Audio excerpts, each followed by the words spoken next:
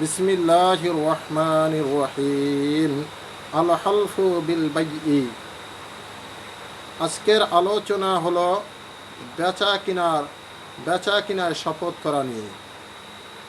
আন আবি কাতাদা রাদিয়াল্লাহু তাআলা আনহু قال قال رسول الله صلى الله عليه وسلم إياكم وكثرة الحلف بالبيع فإنه ينفق ثم يمحق عن أبي قتادة رضي الله تعالى عنه قال হযরত কাতাদা রাদিয়াল্লাহু তাআলা আনহু থেকে বর্ণিত, তিনি বলেন قال رسول الله صلى الله عليه وسلم নবী করিম সাল্লাল্লাহু আলাইহি ওয়াসাল্লাম বলিয়াছেন, ইয়াকুম ওয়া কাসরাতাল হালফি বিল বাইই। ইয়াকুম, তোমরা বেঁচে থাকো, কাসরাতাল হালফি, অধিক কসম করার ব্যাপারে, অধিক শপথ করার ব্যাপারে, বিল বাইই, বেচা কিনার ক্ষেত্রে। ফাইন্নাহু ইউনাফিকু সুম্মা ইয়ামহাকু, যদিও শপথের মাধ্যমে মাল চলে যায়, সুম্মা ইয়ামহাকু, পরবর্তীতে তার বরকত নষ্ট হয়ে যায়। যদিও শপথের মাধ্যমে বেচা কিনা ভালো হয়, কিন্তু তার কোনো বরকত থাকে না, তার কোনো বরকত থাকে না, তার বরকত নষ্ট হয়ে যায়। অত্যাধিক শপথ করে মাল চালু করতে পারলেও তাতে পরবর্তীতে বরকত নষ্ট হয়ে যায়। কেননা যারা বেশি বেশি শপথ করে সাধারণত তারাই মিথ্যা শপথে অভ্যস্ত হয়। অন্য এক হাদিসে আছে, এই আবু যার রাদিয়াল্লাহু তাআলা আনহু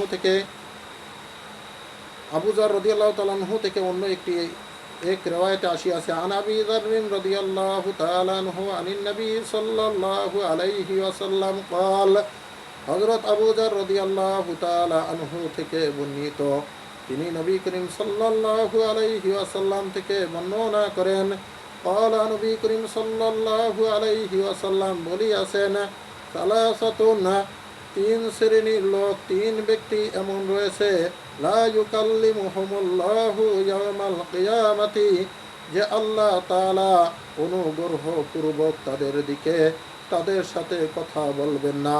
আল্লাহ তাআলা অনুগ্রহপূর্বক তাদের সাথে কথা বলবেন না। ওয়ালা ইয়ানজুরু ইলাইহিম, আর আল্লাহ তাআলা মায়ার নজরে তাদের দিকে ফিরে তাকাবেন না। ওয়ালা ইউযাক্কিহিম, আর আল্লাহ তাআলা তাদের গুনাহকে মাফ করবেন না, আল্লাহ তাআলা তাদের অপরাধকে ক্ষমা করবেন না। ওয়ালাহুম আযাবুন আলীম, তাদের জন্য রয়েছে বেদনাদায়ক শাস্তি। قال আবু যাররিন, আবু যার বলেন, খাবু ওয়া খাসিরু, আবু যার বলল, ধ্বংস হলো, লাঞ্ছিত হলো তারা কারা? ইয়া রাসূলুল্লাহ, ওগো আল্লাহর নবী। ক্বালা, নবী করিম সাল্লাল্লাহু আলাইহি ওয়াসাল্লাম বলিয়াছেন, আল মুসবিলু, এক নাম্বার হলো যারা টাকনুর নিচে লুঙ্গি পায়জামা ঝুলাইয়া পড়ে। হে আমার ভাইয়েরা, মুসলমান ভাইয়েরা, একটু লক্ষ্য করে নবীর হাদিসের প্রতি। আজকে যারা আমরা টাকনুর নিচে লুঙ্গি পায়জামা ঝুলাইয়া পড়ি, একটু নবীর এই হাদিসের প্রতি আমল দেখি যে নবী করিম সাল্লাল্লাহু আলাইহি ওয়াসাল্লাম কী বলেছেন। যে সর্বপ্রথম কথা বলেছেন যে আল্লাহ তাআলা তাদের সাথে কথা বলবেন না। দ্বিতীয় নম্বরে বলেছেন আল্লাহ তাআলা তাদের দিকে ফিরেও তাকাবেন না। 3 নম্বরে বললেন আল্লাহ তাআলা তাদের গুনাহ মাফ করবেন না। চতুর্থ নম্বরে বললেন যে তাদের জন্য রয়েছে বেদনাদায়ক শাস্তি।